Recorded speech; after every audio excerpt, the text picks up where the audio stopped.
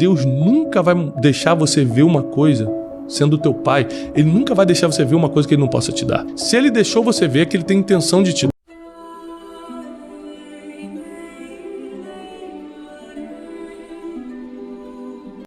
Você acredita em destino? Eu acredito, né? Eu tenho até um livro sobre isso.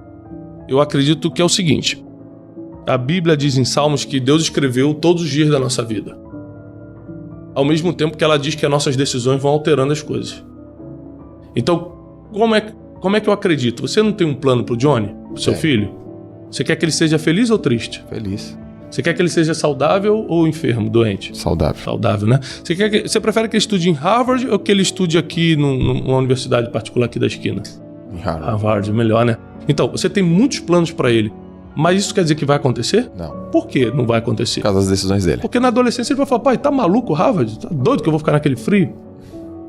Então, assim é com Deus. Deus é pai, ele faz um plano. Cara, o Joel, eu vou desenhar o Joel para ser um atleta, para ser um cara vencedor. Eu vou fazer ele passar por isso. Ele vai achar que tá sofrendo, mas na verdade é para estar fortalecendo o emocional dele por causa de outro impacto que vai vir aqui. E aí ele vai estar forte para enfrentar. E é isso que vai mostrar ele pro Brasil. Então, um outro plano. Só que nesse plano você pode ir desviando de vários sentidos.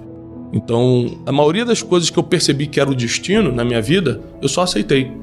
Como é que percebe isso, Tiagão? Muito simples. Quando tudo dá errado ao mesmo tempo é o destino. Porque olha só, vou te explicar. Na nossa orientação espiritual... Não, mas põe isso na prática. Vou botar na prática põe agora. Na prática. Eu vou botar na prática. Na nossa orientação espiritual, existe o bem e o mal. Existe Deus e o diabo. Essa é a nossa orientação cristã. Ok? Se uma coisa dá errado na tua vida, a gente, no nosso linguajar crentez, a gente fala o seguinte: é coisa do inimigo. Rapaz, tô com um problema financeiro que só pode ser o diabo isso. Esse é o nosso linguajar, né? Nosso evangeliquez. Beleza. E quando tudo dá errado? O inimigo, ele não tem força, biblicamente falando, para tocar em tudo. Ele consegue tocar onde você tem brecha, onde você deixou ele vir. Você fez uma parada errada e deixou ele entrar. Então a gente precisa entender que a gente entende quando é o destino. Por exemplo, eu estava no Rio de Janeiro. Emprego, deu errado. Meus amigos saíram. Minha vida emocional, depressão, vida financeira, estava comendo miojo. Tudo dando errado ao mesmo tempo, me começaram a me caluniar. Nunca tinham falado mal de mim, do nada estavam me caluniando. Justamente no pior momento da minha vida vão falar mal de mim. Então, não acreditei. Era literalmente uma zona de expulsão. Eu tinha que correr para algum lugar. É o destino. Aí o destino me expulsou do Rio de Janeiro para São Paulo, coisa que eu nunca imaginei, nunca sonhei na minha vida. E aí começou várias dificuldades. Uns contratos começaram a cair, a deixar de existir, não renovaram alguns contratos comigo. Entrou um lockdown nos Estados Unidos, foi no início da pandemia. Meus 2 vistos foram cancelados sem a gente saber. Tudo deu errado, a única coisa que eu tinha que fazer, destino. Um monte de coisa começou a acontecer. Meu livro entrou na lista dos 10 mais vendidos do país. Comecei a fazer palestra online que eu nunca tinha feito na minha vida, assim. Comecei a movimentar outra coisa. Aí falei, quer saber, enquanto tá a pandemia, vamos montar um escritório. Hoje a gente tá com um escritório muito legal. Tudo começou a acontecer aqui, ou seja, Deus queria que eu estivesse aqui. Ele falou assim, então eu vou mostrar que já que você me pediu para eu ter o controle da sua vida, eu vou mostrar que quem manda sou eu. Então não tem explicação. É assim, é o destino. É quando tudo caminha para isso. Mas tem gente que... Não dá para lutar contra o destino? Dá. Eu podia falar assim, nem que eu fique aqui limpando piscina, daqui eu não saio. Pronto. Mas é que acima de todo esse conhecimento e aprendizado, eu coloco a decisão divina. Acima de tudo. Mas eu faço a minha parte. Até porque a fé só resolve o impossível. O possível sempre vai ser função da tua inteligência. Corpo, alma e espírito. Como é que você diferencia alma de espírito?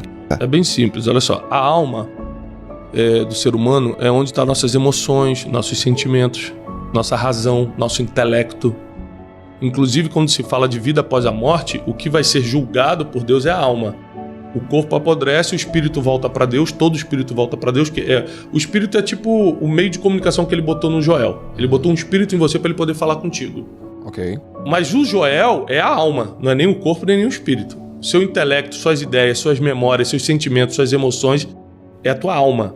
Então, por isso que eu falo muito de inteligência emocional. Quando eu entendi que a gente vai ser julgado pela nossa alma, então eu tenho que dominar minhas emoções, ué. Eu percebi que eu era um cara muito doente nessa área, era nervoso, impaciente, injusto, com um monte de coisa, tudo ligado a trauma do passado, complexos de inferioridade que eu tinha terríveis, complexos de aceitação, fazia qualquer coisa para ser aceito.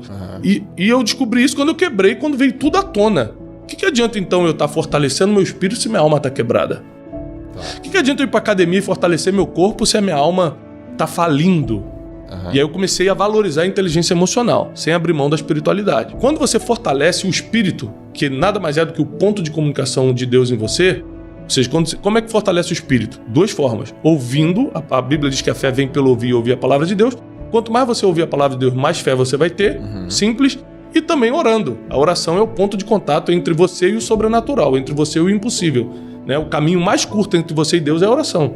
Se você começa a falar com Deus da tua forma, não tem técnica para orar, então, da sua forma, você vai desenvolver uma sensibilidade. Você pode trabalhar 30 anos e ter o resultado de um cara que orou uma vez. Vamos falar de injustiça? Então, é injusto o negro ter colocado dinheiro na bolsa e ter ganho dinheiro e eu não? Ah, não, mas ele aplicou certo e eu apliquei errado. É a mesma bolsa, é a mesma quantidade de dinheiro, mas é onde colocou, como colocou. A oração é isso, é você colocar o dinheiro nas ações certas. Você tem coragem de fazer essa maldade? De levar seu filho no dia das crianças, na loja de brinquedo, e depois que ele viu tudo, brincou tudo, você fala, não, Johnny, eu não posso te dar isso não, desculpa, só ver. Cara, isso é uma maldade muito grande. Ou seja, Deus nunca vai deixar você ver uma coisa, sendo teu pai, ele nunca vai deixar você ver uma coisa que ele não possa te dar. Se ele deixou você ver, é que ele tem intenção de te dar. Então, eu sempre falo isso, não deseje o resultado de uma pessoa sem saber o processo que ela passou. O processo que eu passei foi de muitas tomadas de decisões pela fé, foi consultando Deus em todos os pontos e, é claro, desenvolvendo meu conhecimento, minha vida emocional, educação financeira, estudei pra caramba. Então, tem que crescer, tem que estudar, tem que treinar, tem que fazer curso, mentoria. Participei de um monte de mastermind, um monte de mentoria. Eu aprendi também.